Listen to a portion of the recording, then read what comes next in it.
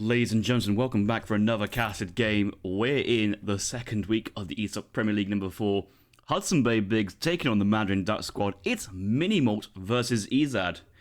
Game number 1 will be played on Saguenay with Minimalt spawning to the right on the map in the colour blue, playing as the Haudenosaunee, with Ezad, his opponent. He's going to be playing as Hausa, spawning into the west of the map in the colour red. We've already seen some great action here from Minimalt in the first week. What a game freeze. What the fuck? Well, we've seen some great action from Minimalt in the first week. Ezad's the first time I'm actually going to see him playing in the EPL 4, so looking forward to seeing how he plays. And this is a matchup I very rarely see, and Hausa has kind of fallen out of favour in the competitive scene of recent days, so have to see how Ezad wants to play. It's kind of seen as like the weaker version of Ethiopia. Minimalt opening up with an Age 1 dock with the Age 1 Travois. Going to go for a bit of water eco. See, this is Saguenay, so there's decent water opportunities, but there are also some small islands which could play pivotal. Don't imagine we'll see too much of a water gameplay from both players, just a little bit of side economy. Probably another reason why Ezad has gone for Hausa on this map is that it is a last stock map. There are a couple of sheep dotted around. Think about it, there's 8 wild sheep, so there's one by this mine. He's just picked up one on the southern side, one behind the town centre, and probably one kind of close by as well. So there'll be a couple. Yeah, there's 4 sheep on each side. So looks like Ezad hoping to pick up a couple more sheep.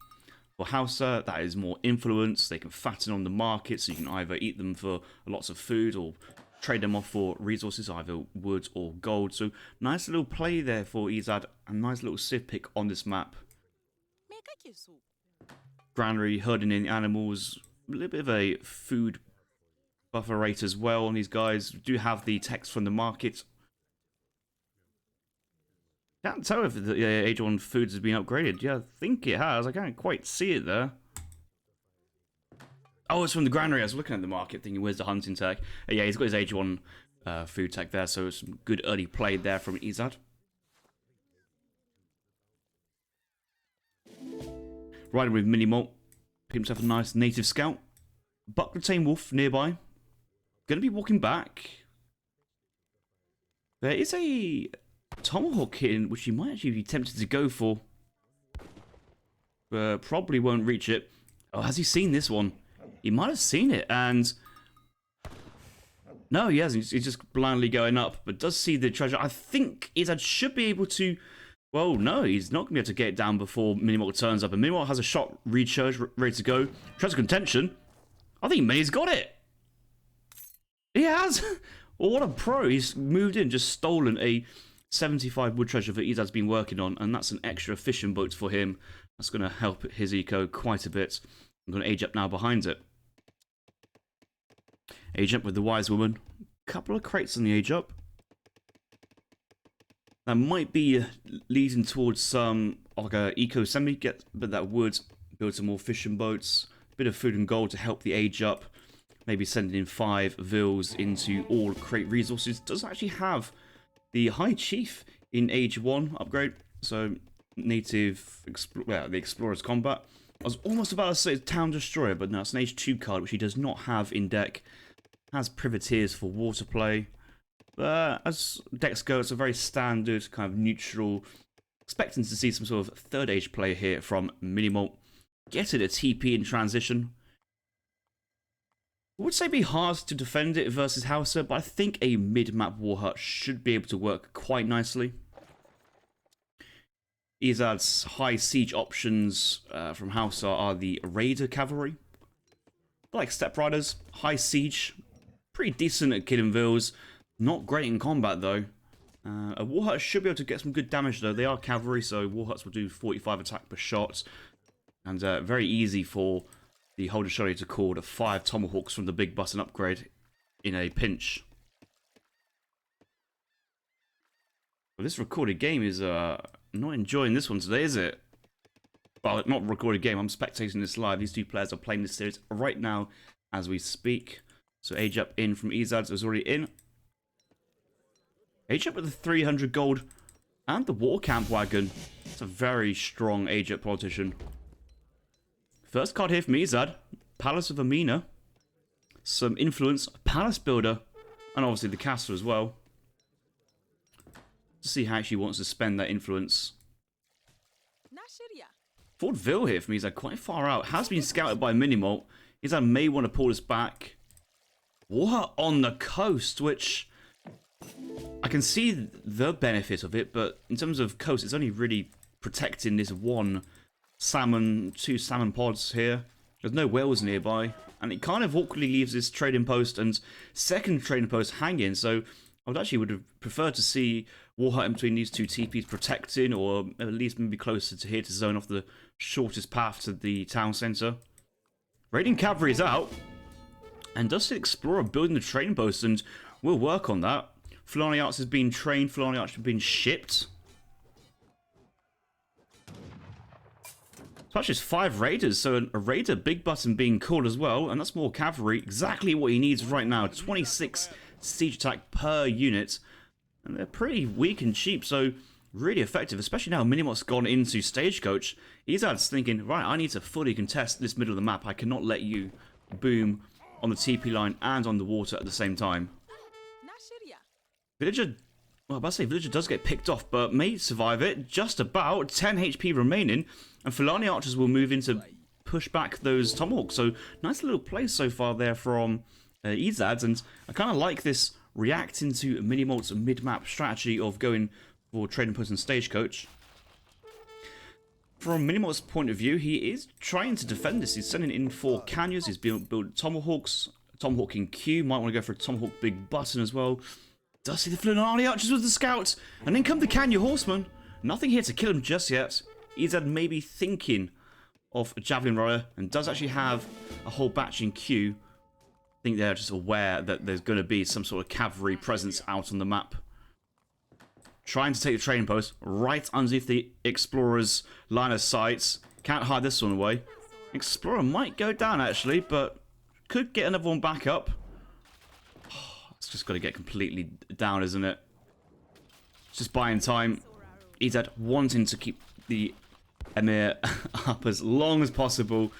But now with the Javcav Raiders and Fulani Archers behind, the fight should go pretty well here for Hausa. I don't see too much investment in army there from Haudenosaunee, and the trading post still stands up, so that will get built, completed, and repaired.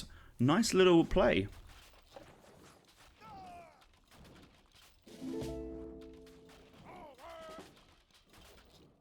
Air's moving forward now, trying to focus down some of these Javelin Riders. Nice little micro, trying to work on their direct unit counters. He's had score looking pretty good at the moment. Does have quite a bit of influence still, and actually has his palace on influence, has the Stagecoach on influence as well, which I think makes sense. I'm surprised he's backing off this far. I would certainly want to be staying around the area, trying to contest it, and trying to protect that TP as long as possible. Cree settlement in the back here for Ezad. I'm kind of surprised he's not quite going for the Crees. CDB is costing 95 export, or 95 influence isn't actually too bad. That's relatively cheap and might be a tactical way. And yes, he actually is going for the trading post as we speak. In-base palace could go a little bit of Magadize here, but I don't think that's going to happen. Another batch of raiders. 13 raiders on the field now. That TP still standing up there from Ezad, and actually going to call in the 5 raiders card. Going to need a lot of Fulani Archers to work through the remaining Tomahawks. But apart from that, though, this army from House is looking rather balanced and pretty good in terms of trying to siege it on to these units. So expecting to see some good results.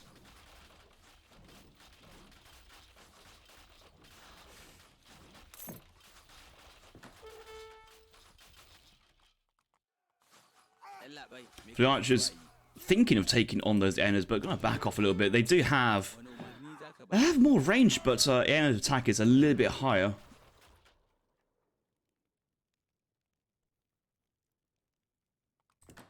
Train post is stood up, and another batch of influence has been delivered for Ezad. He's very happy with how this is going out so far. Actually going to move to the top, try and siege the the top TP and actually pick up a couple of tomahawks. They were trying to defend it, but Fleet Archers have seen them and gonna unload all hell on them.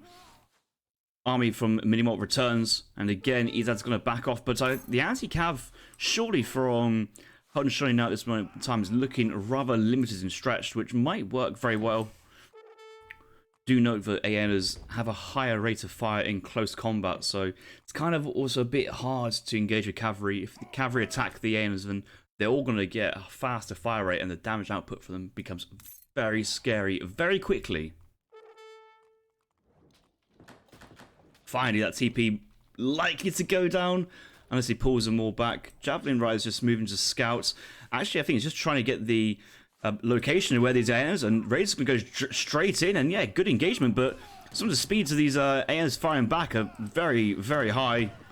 And Raiders, although they're good at tanking damage, raiding around, they're not really strong units in combat and are essentially the similar units to the Step Riders, also not great combat. Canyon Horsemen do dive in, but moving back. Kind of feels like the Aenas here from Minimalt are relatively unchallenged, and as the game goes on, it's just got to keep on firing. I'm sure Minimalt has his combat cards in. No conservative tactics, no infantry attack. This could actually prove to be a bit of a big thing to not have those upgrade cards, but most of the Raiders are going down, but the anti-cavalry behind is not a lot, and Fulani Archers, they also have a high multiplier versus Tomahawks. Raiders going straight onto the Aenas behind this, and there's still armies of Fulani Archers going, and just look at the melee attack. They just cut down all the units at that moment in time. The Explorer's gone down, the Aeons are hanging out behind. Minimalt does still have 2 TPs, but he's had momentum here in this fight and clean up the remaining forces. How's Mini come back into this one? Sending in wood, he does have a decent amount of food. Only 1 production facility, stable back. Calls it GG, which is surprising. I thought actually that fight, I looked at that fight before and thinking Minimalt actually has a strong opportunity there to crush that fight and do exceptionally well, but I think the anti-cav there from Minimalt, the Tomahawks, were naturally being brought forward to kill the Raiders, but then just going straight into the fire path for the Fulani Archers, and they did some amazing damage. Again, another big fight that hudson takes without having a fire pit and on war dance. I think that would have helped really greatly in that situation, and judging by card order of units after units, no conservative tactics, a 10% combat card for the Aeons and Tomahawks would have been so huge for that fight. That's the first game down in his Play All 5 series. A quick look at the graphs. Oh, just that final fight. Mini turned up with so many more units and just went so badly wrong. That has caught me by a little bit of surprise. I thought it was going to be a very close engagement. But either having the right unit competition in the right balance to come out on top, and I suppose Javelin Riders are just insanely strong, especially in melee mode versus cavalry. 4.5 multiplier cuts the Canyons down so fast, and obviously Canyon Horsemen super expensive to invest as the Haudenosaunee.